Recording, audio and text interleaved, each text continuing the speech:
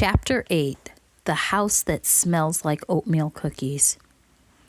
It's easy to find the house that smells like oatmeal cookies. Mouse and I could probably find it with our noses closed. There are 1, 2, 11, 4, 6 steps leading to a wide front porch. Mouse and I climb the steps and pad over the big front window. We peer inside. I see a pug curled up on a chair next to the fireplace. I tap my paw against the window. "Hello," I say. "Are you Muffin?" The pug looks up. She climbs down from the chair, stretches and waddles over to us. "How do you know my name?" she asks. "Yes, she is Muffin." I tell Muffin who Mouse and I are and why we are here. "You met Jazzy?"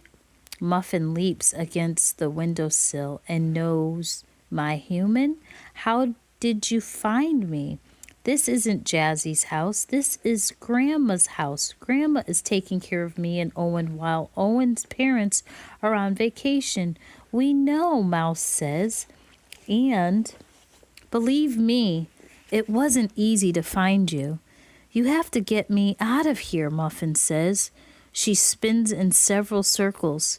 "You have to break me out of this house. You have to take me to my human and then bring Jazzy back here."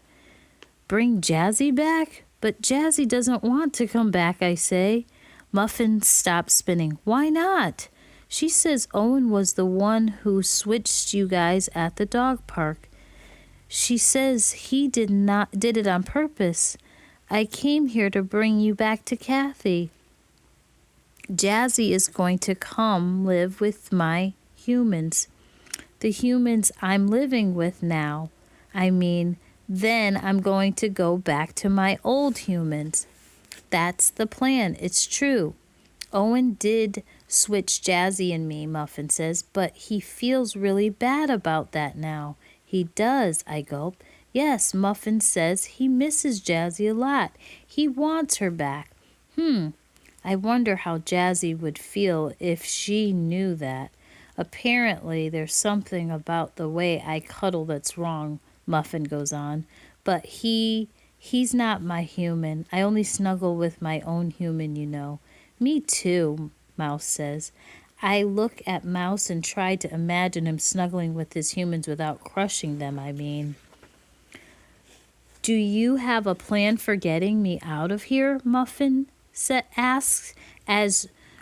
Are you going to break the window? Are you going to bring me out through the chimney?"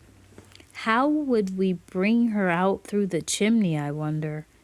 At Jazzy's house, we just found a hole that was already there and made it a little bigger. "Is there any holes in the window screens at this house?" I ask Muffin. "That would be the easiest way to get out." "No," Muffin shakes her head. "I've checked." "How about a doggy door?" Mouse asks. "No doggy door either," Muffin says. "Then I don't know how we're going to get you out of this house," I say. "You have to get me out," Muffin says. She leaps against the window sill again. "Owen's mom and dad don't know that he switched us. This was too busy packing. They were too busy packing for their trip when Owen brought me home. But once they actually look at me, they'll know I'm not Jazzy, and I don't know what they will do with me then. They may take me to the POUND, and then I'll never see Kathy again." "We won't let that happen, will we, buddy?" Mouse asks. "No," I say. "We'll find a way to switch you guys back somehow. But I don't think we're going to be able to do it now," I say. "The sun is just starting to peek over the horizon. I hate to leave Muffin here, but Mouse and I have to go home." "What? You're not going to leave me here, are you?" Muffin cries. "You can't leave me here." "It's just for a little while, I promise. We need to figure out how to get you out of here.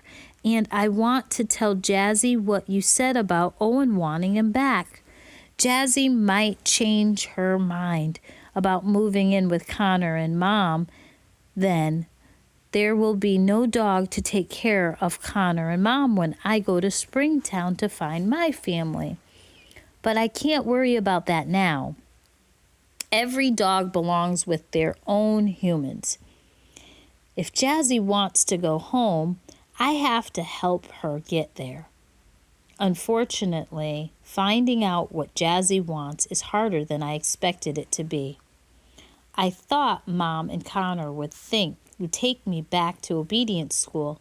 I thought I would see Jazzy there and tell her what Muffin told me, but day becomes night, and then night becomes day, and the days become night, and the nights become day. That keeps happening for 12 days. I wonder if we are ever going to go back to obedience school. Will I ever see Jazzy again?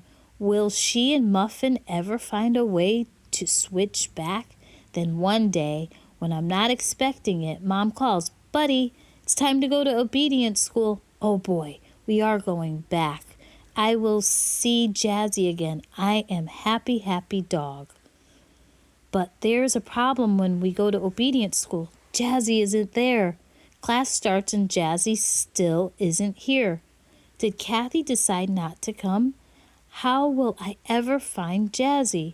Today we are working on teaching the humans how to walk nicely without pulling on the leash. This is hard for some humans.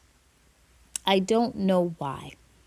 While we were walking around and around in a circle, the door opens. Jazzy and Kathy walk in. "Jazzy," I say, "I'm really happy to see you." "Buddy, heel," Mom says, giving my leash a gentle tug. See what I mean about this being hard for some humans? Even Mom had a hard time not pulling on the leash, but she'll get the hang of it. I know she will.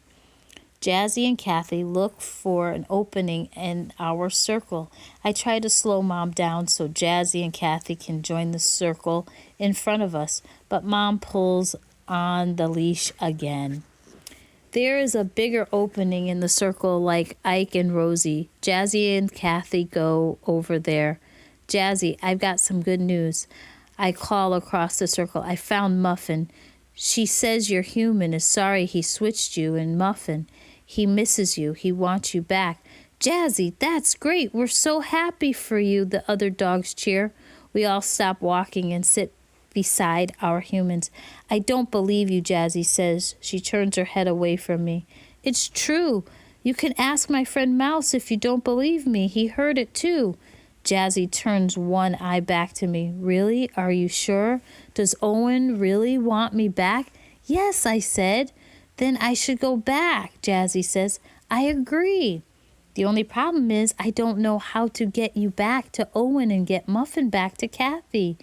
You can't get out at night, and neither can Muffin. She's not even at your house. She's at Owen's grandmother's house. Can you meet at the dog park some afternoon and switch back then?" Ike says. "That's where you got switched in the first place." "I don't know. Kathy doesn't take me to the dog park very often," Jazzy says, and I point out there's no way to tell Kathy and Owen to take you both to the dog park at the same time because humans don't speak dog. All the dogs in the class say the same time. We all spend the rest of our class thinking about ways to switch Muffin and Jazzy back, but no one comes up with anything until the very end of the class. Then Jazzy says, "I know how we can switch back." "How?" I ask. "Wait until the door opens and everyone starts to leave," Jazzy says. "Then follow me." What are you going to do, Jazzy?" I ask. Jazzy doesn't answer. "Jazzy," I say again, but Jazzy turns her back to me. Whatever Jazzy has planned, I have a feeling I'm not going to like it.